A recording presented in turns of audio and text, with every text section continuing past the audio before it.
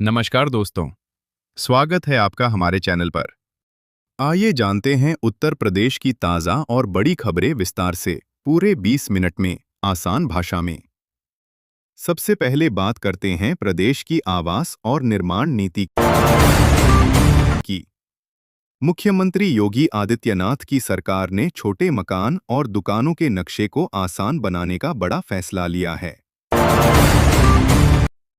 अब 100 वर्ग मीटर तक के आवासीय और व्यावसायिक भवनों के नक्शे बेहद न्यूनतम शुल्क में पास किए जाएंगे। इसका सीधा लाभ मध्यम वर्ग और छोटे व्यापारियों को मिलेगा। रोजगार के मोर्चे पर भी बड़ी पहल हुई है। प्रदेश में होमगार्ड के सैकड़ों पदों पर भर्ती प्रक्रिया शुरू कर दी गई है। परीक्षा और साक्षात्कार की तिथियां घोषित कर दी गई हैं। युवाओं के लिए यह सुनहरा अवसर माना जा रहा है। महिलाओं को सशक्त बनाने की दिशा में एक नई योजना लागू की जा रही है। अब महिला कर्मी घर घर जाकर आयुष्मान कार्ड बनाएंगी, जिससे पात्र परिवारों को इलाज की सुविधा आसानी से मिल सकेगी।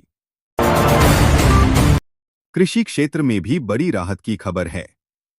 सैकड़ों किसानों को कृषि ऋण स्वीकृत किया गया है, जिससे ग्रामीण अर्थव्यवस्था को मजबूती मिलेगी। सरकार का दावा है कि इससे खेती और छोटे कृषि व्यवसायों को नया बल मिलेगा। प्रदेश में बुनियादी ढांचे को मजबूत करने के लिए कई पुल, फ्लाईओवर और नई सड़कों का निर्माण कार्य तेज किया गया है। यातायात जाम से राहत मिलेगी और व्यापारिक गतिविधियों को गति मिलेगी। टैक्स चोरी के खिलाफ सरकार सख्त रुख अपनाए हुए है। अधिकारियों को स्पष्ट निर्देश दिए गए हैं कि नियमों का उल्लंघन करने वालों पर कड़ी कार्रवाई की जाए। रेलवे कनेक्टिविटी में बड़ा बदलाव होने जा रहा है। उत्तर प्रदेश के कई जिलों को जोड़ने वाला नया रेल मार्ग प्रस्तावित है। भूमि अधिग्रहण की प्रक्रिया जल्द शुरू होगी। एक प्रमुख स्टेशन को जंक्शन के रूप में विकसित किया जाएगा और इसे राज्य के सबसे बड़े रेलवे स्टेशनों में शामिल करने की तैयारी है। मौसम की बात करें तो गाजियाबाद समेत पश्चिमी यूपी के कई जिलों में बारिश और आंधी की संभावना जताई गई है। वहीं आगरा और मेरठ में भी तेज हवाओं के साथ बारिश का अलर्ट जारी किया गया है। किसानों को सतर्क रहने की सलाह दी गई है। हवाई यात्रा के क्षेत्र में अच्छी खबर यह है कि वाराणसी से गाजियाबाद के बीच सीधी उड़ान सेवाएं शुरू की गई हैं। इससे यात्रियों का समय और खर्च दोनों कम होंगे। ग्रामीण क्षेत्रों में सौर ऊर्जा से चलने वाली स्ट्रीट लाइटें लगाने की योजना बनाई गई है। इससे सुरक्षा बढ़ेगी और बिजली की बचत भी होगी।